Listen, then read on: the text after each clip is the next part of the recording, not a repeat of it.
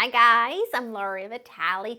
On this episode of Lori in the Kitchen, I want to show you how to make a delicious leek potato soup. I'm adding cauliflower to it as well, so it's technically like a leek potato cauliflower soup. It is so delicious, but it's so simple and it's so easy, and it literally requires a few ingredients, which I think is what makes this so good. I love creating new recipes and sort of like zhuzhing up certain recipes, but sometimes less is more.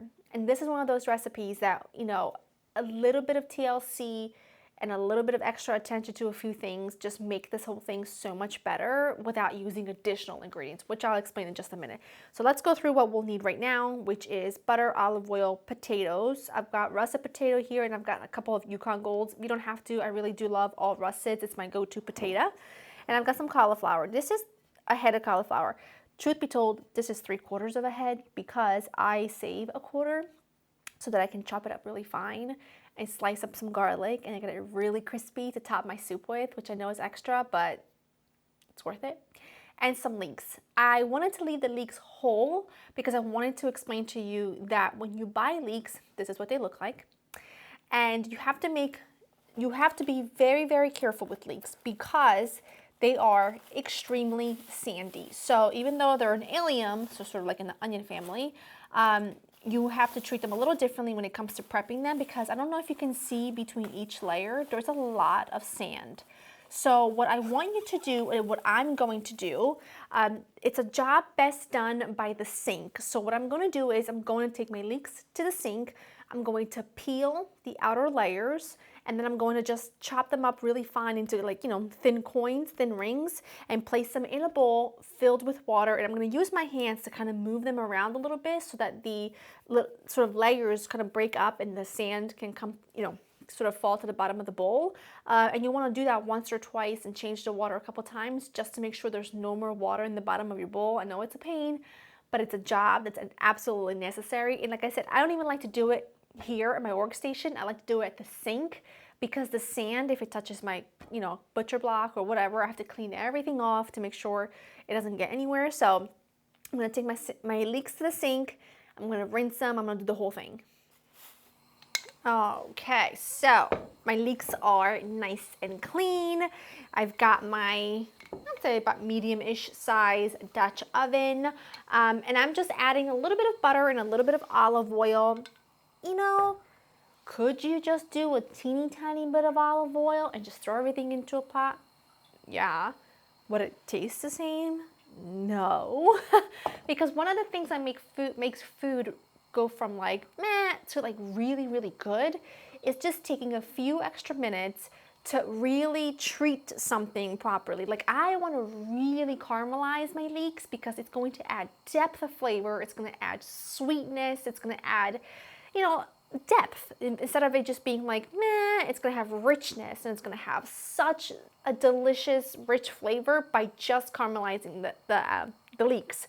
So why not? You know what I mean? So you can do what you want, but here on this channel, we just try to make things really yummy. We don't skimp if we don't have to. I feel like if something doesn't make a difference, then I tell you about it. And in this case, this is a big deal. Add the leeks. Now I only use the white and the light green part. You don't want to use the dark green part of a leek. It's really, really tough and it never really softens. It doesn't really have flavor. So just want to use the tender part. And sometimes what I'll do is I will peel a lot of the green. Once I get to like where the light green is sort of like over, I will peel. And then if I feel like the core has a little bit of light green left, then I will go ahead and slice that up too. I'm just going to add this with a little bit of salt. I want to make sure every layer of my dish is properly seasoned. And now I'm just going to let this do its thing over about medium to medium-high heat until they caramelize. And that's it. That is what I'm looking for. See all those bits at the bottom of the pan? When we add our liquid, it's going to lift all of those. So again, that's where you're going to get a lot of really good flavor.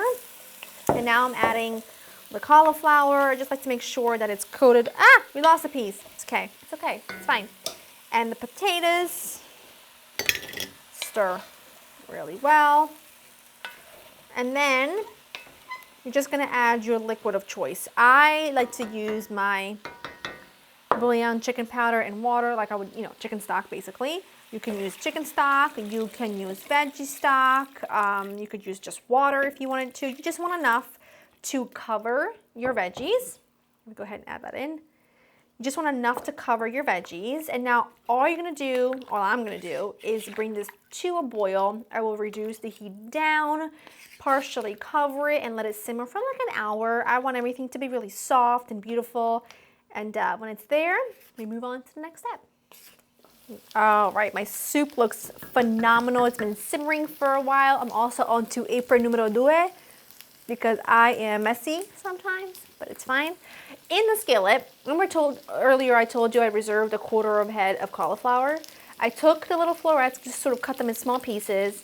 I'm cooking them in olive oil. There's just nothing else in there right now with the exception of olive oil, and they're just getting really lovely and toasty and delicious, and oh my goodness, it's totally an extra step. You may not want to do it, but will it be the same without it? It won't. I'm not gonna lie to you. It's pretty phenomenal. I'm gonna turn my soup off because I'm going to take an immersion blender to it, because you can eat this chunky. You can put some half and half in here and eat it chunky, but I like a really nice, thick, beautiful puree. So I'm just gonna take my immersion blender and I'm going to puree until it's pretty smooth. Soup is nice and smooth. I'm gonna go ahead and add some half and half to it. You can add heavy cream. You can add none at all, but I really like a little half and half. I just don't like anything low fat, nothing like that. It just does not just taste the same. You know what I mean? Some heavy cream here would kind of like be extra luxurious, but we're gonna make do with some half and half, and it is pretty phenomenal, so don't worry. Some of that. Okay, while this comes back up to a little bit of a simmer, because I just want to heat through the half and half, to that, I'm going to go ahead and add lots of finely slivered garlic.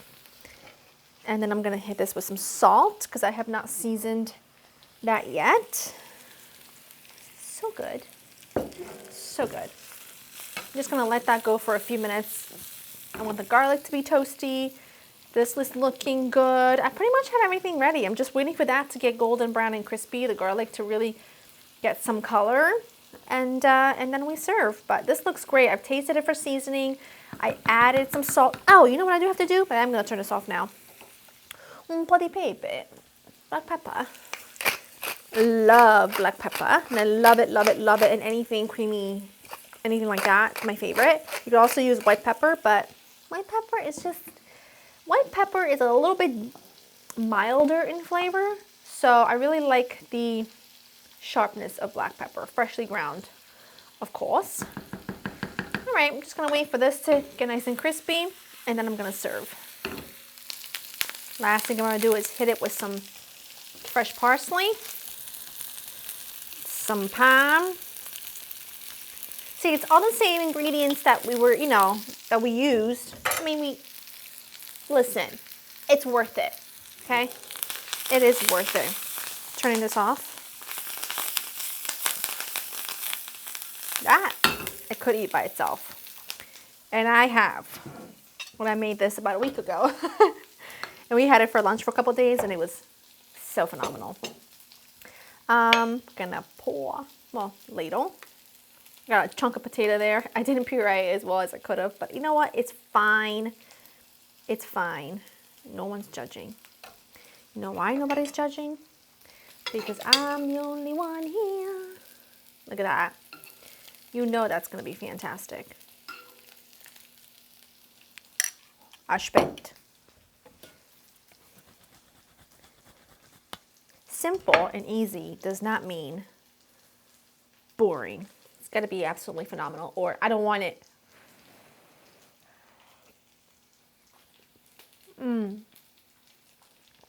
It's so good, but